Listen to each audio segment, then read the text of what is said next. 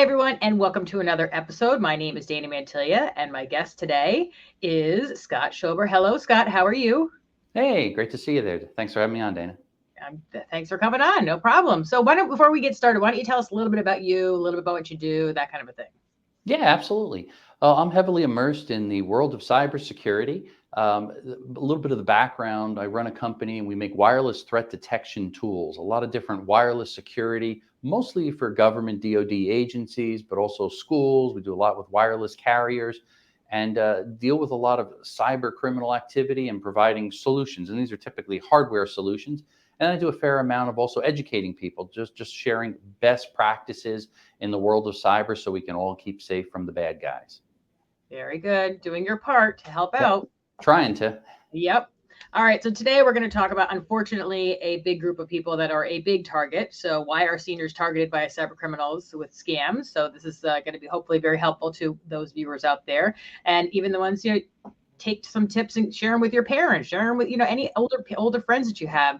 The more we can spread this information around, the better off we're all going to be. So Yeah, and it's a great point that you make there. Sometimes you think, well, I'm not a senior, and maybe you're not a senior, but we all have aging parents, probably, or grandparents, or relatives, our neighbor that we're trying to help, and that was kind of the impetus that got me going, writing the book Senior Cyber and sharing things because I realized there's not a lot of information out there for seniors, and the more I did research, the more seniors I talked to, I quickly learned that they are heavily targeted, and they don't talk about it that much. They tend to be a little bit more innocent. They tend to trust individuals. Sometimes they have a nest egg that they've saved up over time. So that's a big target for cyber criminals. And they have a level of that innocence. And oftentimes that cyber criminals will use that against them to maybe socially engineer and fool them out of a password or personal information and things like that. So just that fact alone, to me, it bothered me a lot, especially as my parents were targeted, my grandfather was targeted, and unfortunately, seniors tend to fall victim to these different types of scams, and they don't report them either because they're a little embarrassed. Maybe they don't want to share it with their kids or their relatives, and so a lot of it's unreported. So we don't really know the true statistics, and it's probably a lot worse than what we just hear about and what's reported on the news. But for those very reasons, that's why seniors are a big target item. And cyber criminals love it, and every day they're out there trying to fool them and dupe them out of something. absolutely. And what's even more sad is that once they fall for one scam, this is going to sound horrific, but they get put on the list of people that fall for these scams. And then other scammers, they find the list, they sell the list, they buy the list, whatever it is. And then they get targeted again. And that's Mhm. the unfortunate thing too. And a lot of these older people, sometimes they don't even have people watching out for them. So we really need to get this spread, wide and far. So, all right. So our first question is, so why are seniors and the elderly often targeted by cyber criminals and scammers, and what can they do to stay safe? Yeah, I think again, we have to also look at a little bit different in the way that they are targeted. That's important to identify. They're often targeted more with a lot of the simpler scams, the phone type of scams. And I always relate it to seniors pick up the phone. They have a little more time on their hands. Maybe they're a little lonely and they want to hear from their son or their daughter calling or their friend or something. And I think just also they grew up when the phone rang on the wall, it was polite to answer. You didn't Mhm. just let it go to voicemail. My kids today, they don't use the phone really. They text. Everybody's texting. I find it kind of comical. But if you ask the average senior, their phone rings, two rings, they're going to pick it up and say, "Hello, this is the Schober House. May I help you?" So they're very polite. Mhm. They're trusting, rather innocent, and that plays right into cyber criminals. And of course, cyber criminals, when they do phone scams, which is very common among seniors, they're going to use things that kind of motivate them to divulge information so they can't think fast enough on their feet.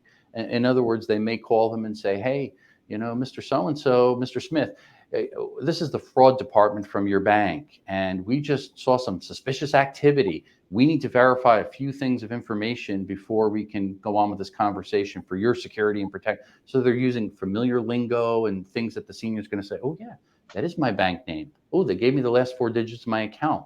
Oh, they know my home address. They know the basic information about me. I guess it's legitimate. I better give them my full account number. I better verify who I am by giving them my social security number," not even realizing they're being duped and fooled into this little charade. And I think that's what's happening with a lot of the scams. They start out by some type of social engineering, manipulating them, fooling them. and convincing them that they're legitimate. And some of them, even that I've kind of done some research on, they'll even give a 1-800 number. Well, just to make sure you feel comfortable, Mr. Smith, go online right now and go to your bank and check the 1-800 number that you see on your caller ID. And they look and they say, oh, and obviously the cyber criminal simply spoofs the number of the bank. So again, all these little things are convincing to break down the barriers and build trust in a senior. So they divulge that personal information, and then they go after them. So what are some things that we can do to share with our loved ones, or if seniors are listening, what can they do to stay safe? Well, obviously, we always hear don't divulge any personal information, but I like to recommend this.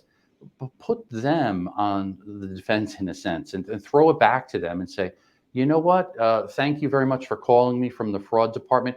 Before we go on, can I just get your name and your phone number in case we get disconnected? Because this is a really important call. What happens most of the time? The fraudster hangs up. They don't know what to say because they're not used to that. So throw it back at them and get some personal information, or vet them to make sure it really is the bank.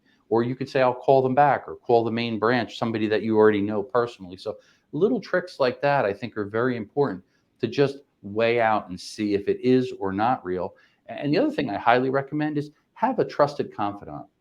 If you're thinking that it might be suspicious, stop.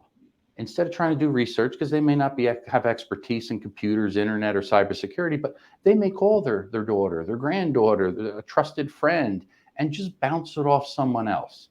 And that usually helps them to kind of think it out without reacting too quick, because that's really their goal.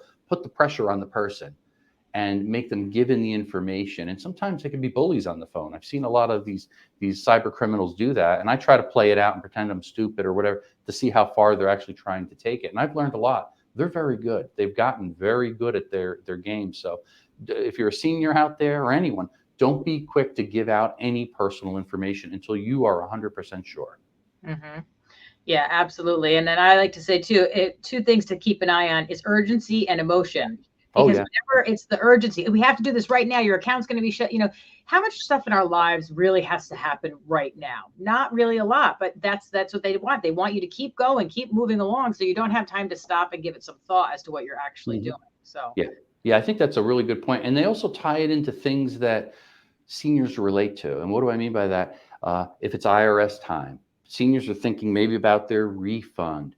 If it's a pandemic and they got to get shots for COVID, they're pushing something related to that, because there's that, again, that sense of urgency and emotion that you're talking about. And I think we need to realize that. So seniors need to identify what are these hot buttons and topics that they're directly using in the different scams that are out there. And that will be just being more alert in itself will be a good deterrent. Mm-hmm.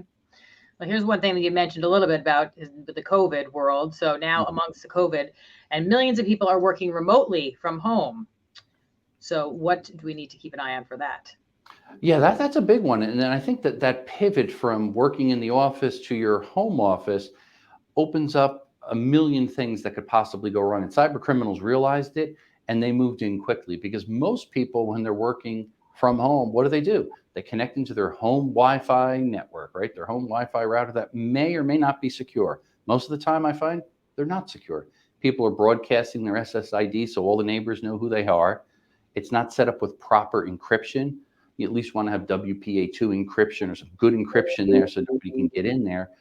That's important. You don't want to share your passwords for your home Wi-Fi network to any visitors, friends, anybody that you is kind of trusted. You should really set up a guest network that could be secure.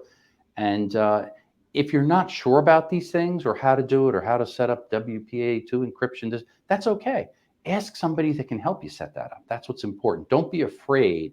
And put your access point, when it's set up inside the house a little bit, close the footprint. They can actually tune it so it's not broadcasting really wide. Everybody wants to have great coverage throughout their yard and everywhere they go. It's actually better to keep it kind of tight and know where it works well, and that's the only spots that you use your Wi-Fi. Those are just simple, basic tips. But if everybody did that, we'd all be a lot more secure. And that's a big problem, because when you're working remotely, we're kind of using that as the conduit. We're welcoming people to hack into our home network, which what happens? Now they have access to the network system at our office or whatever else, our company that we're working at. Now the cyber criminals get in, they work laterally, start gathering up information, hacking and stealing things. And that's a big problem that starts to happen. The other thing that's probably the most important tip when we think about this world of coming out of the pandemic and remote work, so on and so forth, use second factor authentication, two-factor authentication, multi-factor authentication. All that really is another layer of security. So if and when your login credentials are compromised, they have to have that additional piece of information to verify it's who you are. It's simple to use. It does add a little bit of time, but adds a layer of security on that's very, very important for people. And I highly recommend that. Even if you're logging into Facebook or Amazon, doesn't matter what it is, take the time to take that extra step and you'll find it's much more secure and you'll feel more secure. It'll make it much easier to do online commerce, working remote, whatever the case may be. Yeah, that's for sure. Because, a lot of people use the same email and password for everything. And the chances of it already have been involved in a data breach are probably pretty high. So that's a very good point about the multi-factor authentication. Okay. All right, here. So many think a person needs to be very tech savvy or spend money to improve their security. Why do you think this is untrue? Are you having a hard time finding new customers? A lot of folks just like you in the IT and cybersecurity space are in the same situation. And they have embraced a new opportunity to get new clients. They're doing this by growing their online presence and maximizing the power of LinkedIn. How, you ask? I have a tried and tested method called my Cyber Social Program. I myself have been on LinkedIn and now have over 3.5 million LinkedIn views, and over on YouTube, I have over 750,000 video views. So I can show you exactly how I have done that so that you can promote your organization and become the authority in your industry. And the best part is, I've done all of this organically without one paid ad. You don't need to waste your money over on Google with pay-per-click ads. Now's the time to establish yourself. Look around. The competition isn't doing it. This is your time to shine online before they do. So if you're ready to start your online journey and future-proof your business, please, down below, click the link and schedule a time for us to have a 45-minute call where I can review the exact methodology of the Cyber Social Program. You can also click below to see some of my masterclasses, which will give you quick little snippets of a couple of things you can do right away on LinkedIn that will help with your profile. I hope to see you and hear from you soon.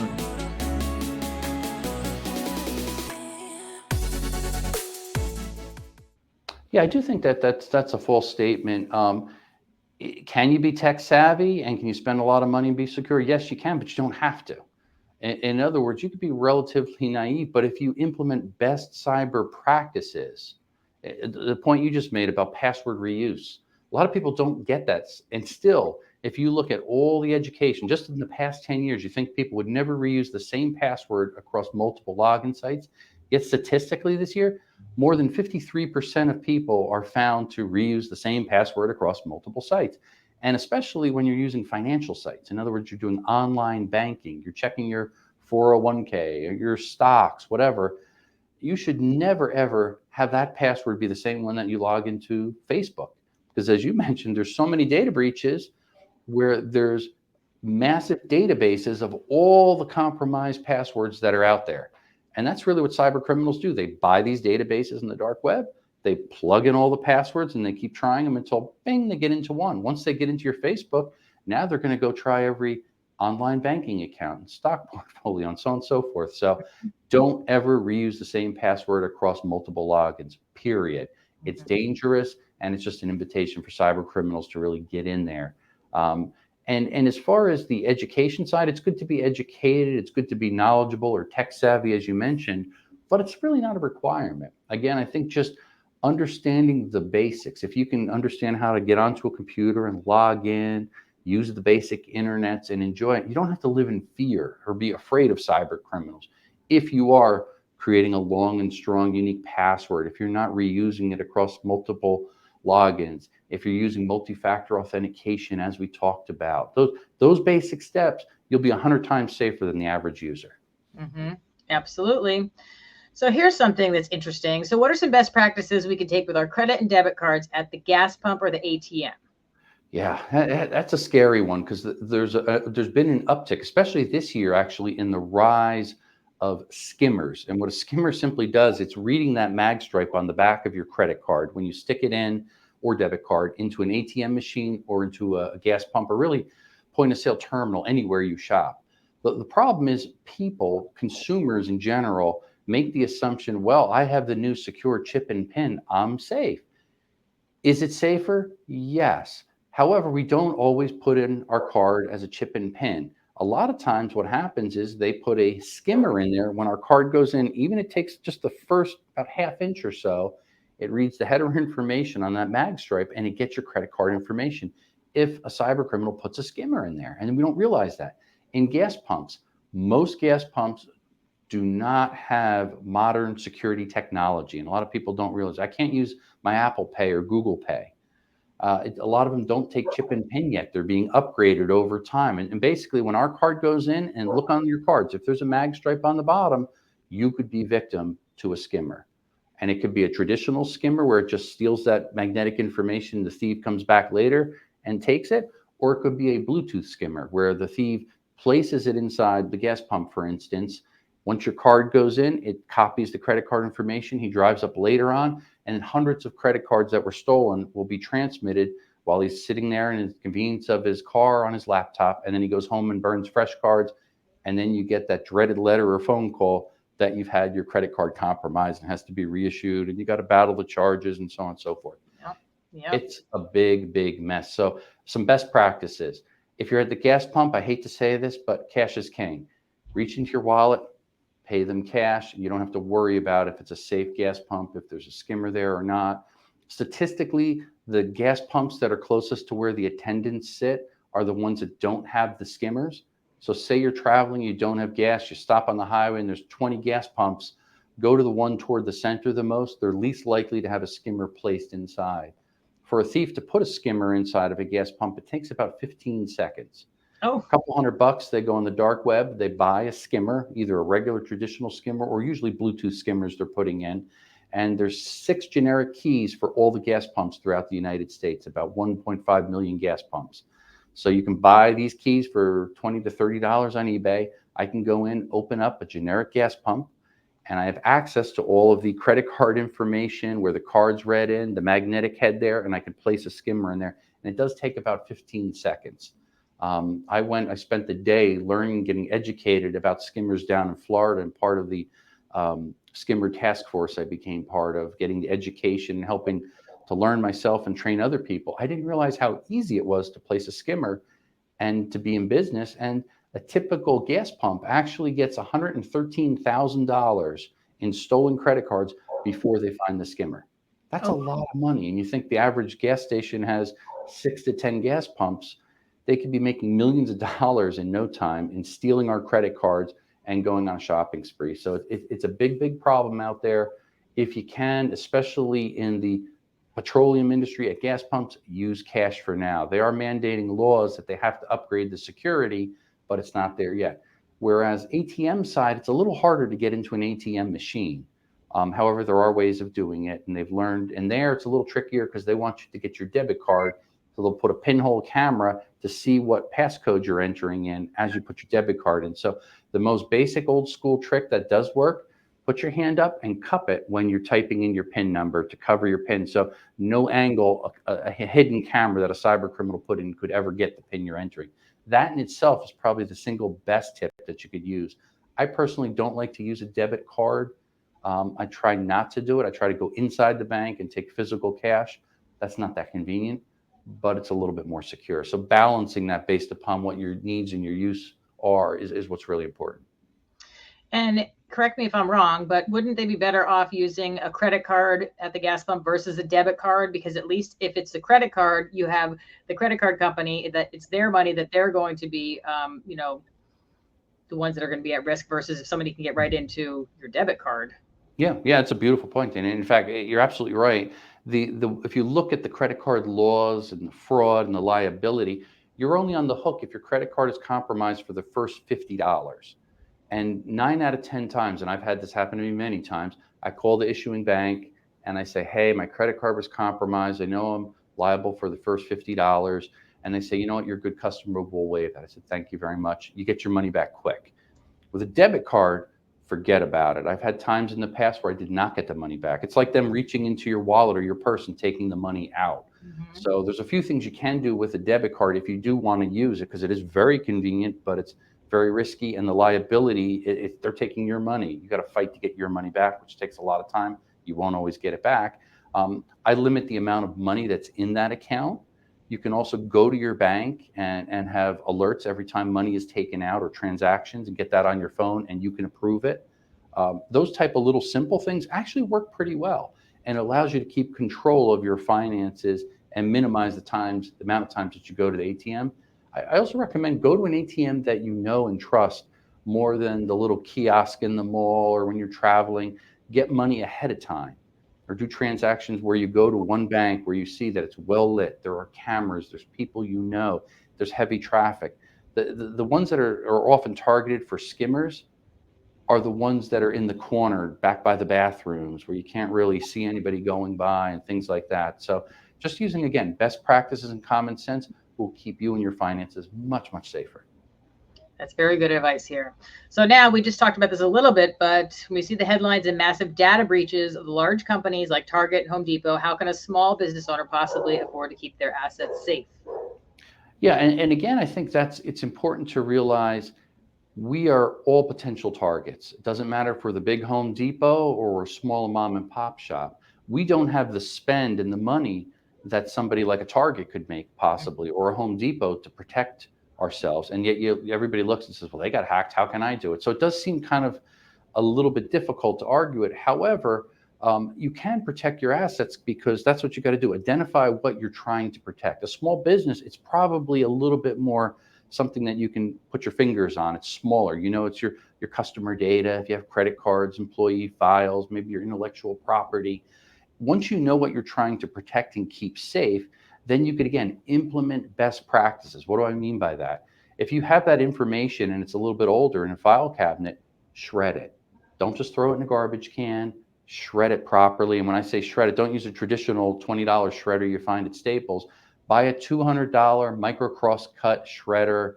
It obliterates it. 2,000 pieces of confetti. Nobody can repiece that together, because there is actual software that could take the long strands of a traditional shredder. You lay it out on the floor in crazy order, it repieces it back together. It sounds crazy or out of like a James Bond movie, but it does exist. It does work. I've seen it. It's pretty impressive. But don't give a thief a chance. Shred everything that you can. Old credit cards, anything with personal information, don't keep it around too long. And be careful, if it's a shredding service that comes in, you have to be able to trust them. Watch when they shred it, and don't just have them dump it in the back of a truck and drive away, because they may just dump it out on the ground and have somebody go through it and pull out information.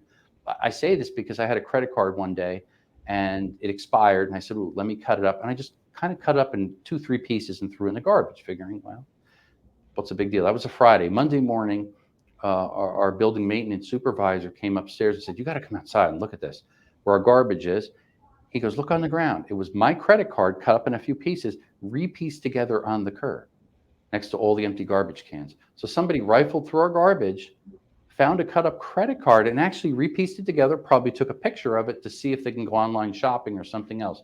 What it helped me appreciate is the length you have to go to properly destroy data and information, personal things for yourself or for your company. So a small business, don't just chop it up in a few pieces. I encourage people, shred the card or cut it up in a few pieces, throw half of it out this week and throw half out the next week or something like that.